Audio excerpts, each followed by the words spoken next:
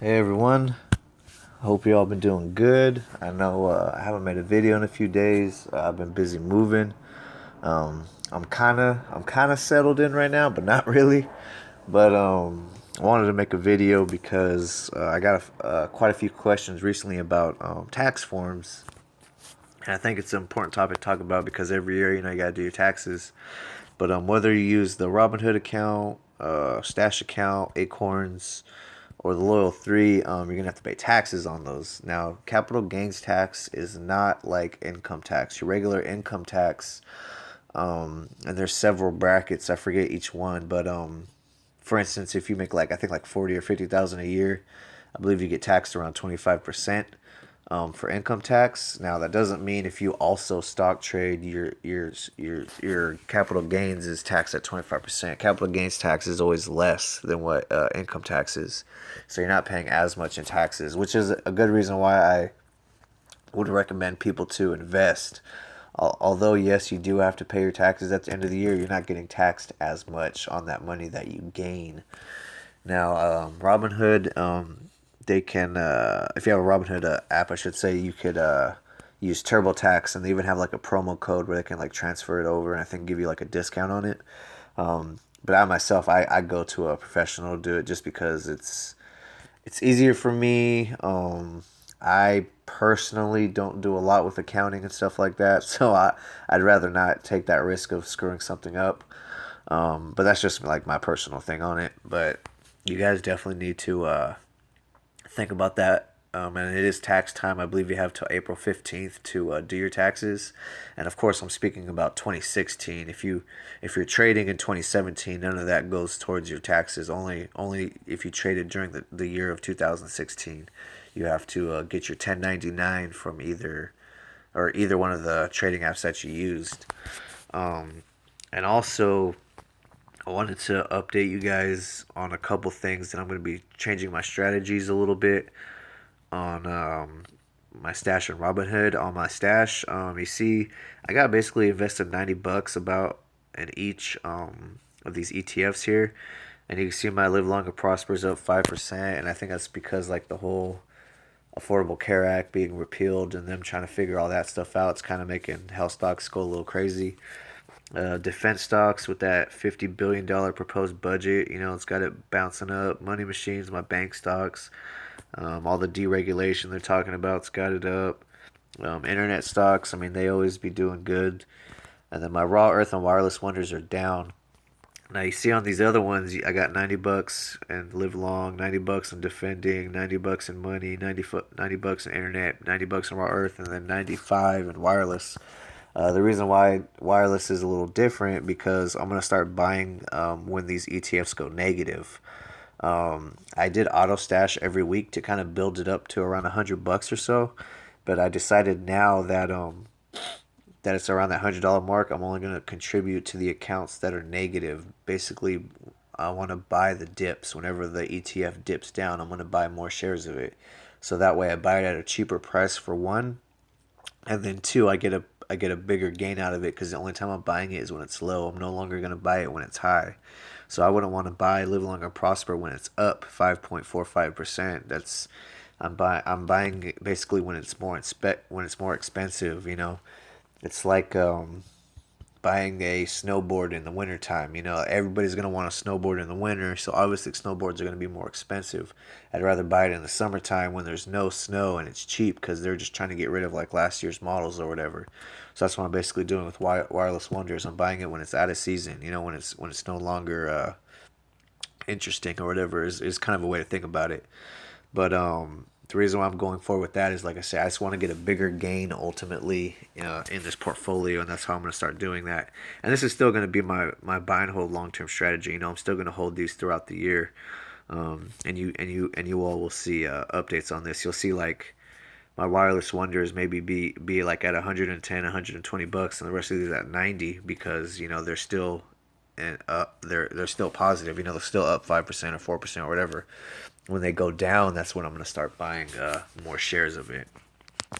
And then also my Robinhood account, I made a change. Someone or actually a few people kind of suggested that I switch to a cash account with this.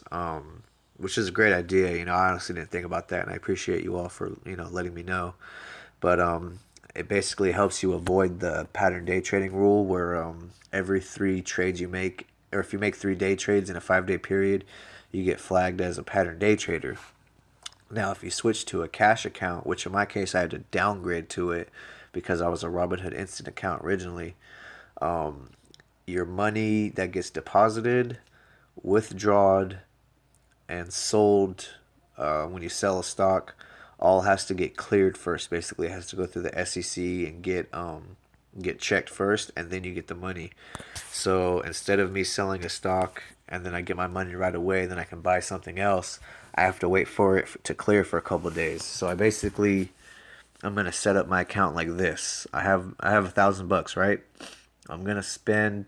I'm gonna try to spend no more than $100 on whatever amount of shares of a particular penny stock. That way I can make 10 trades. And the reason why is if let's say I buy two penny stocks, right?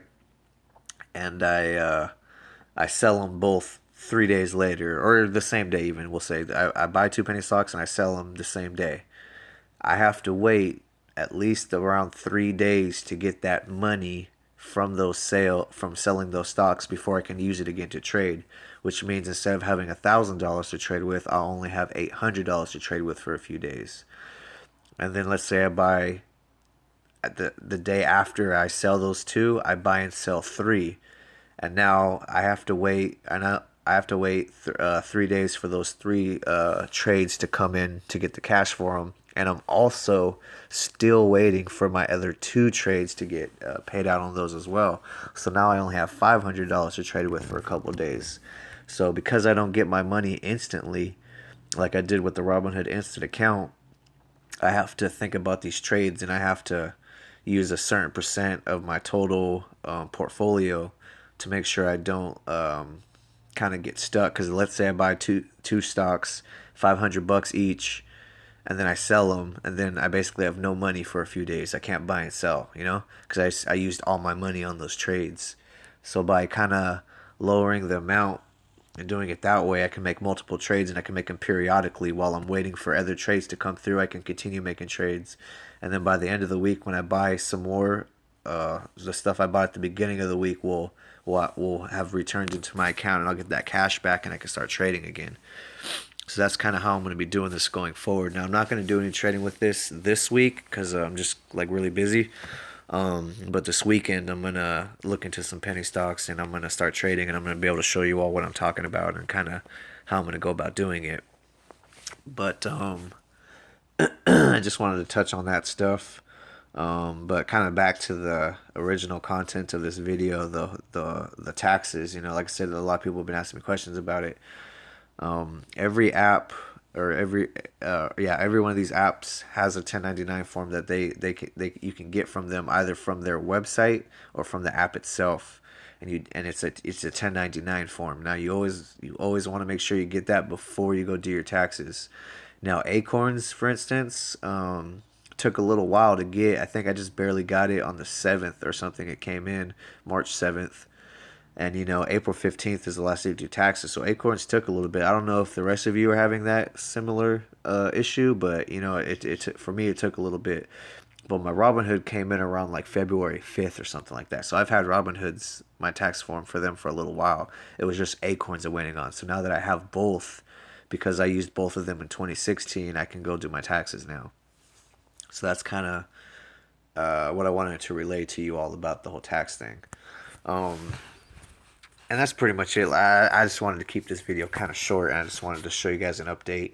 Like I said, there's going to be more next week for sure, because I'm going to do some stuff over the weekend to kind of get back on track with this. So sorry about the delay.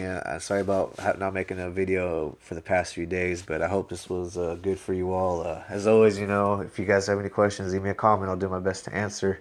And if you like my channel, help me out. Click like and subscribe. I'll keep this thing going.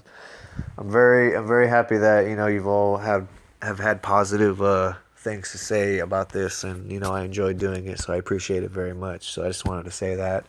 And with that, I'll see you all in the next video. So enjoy.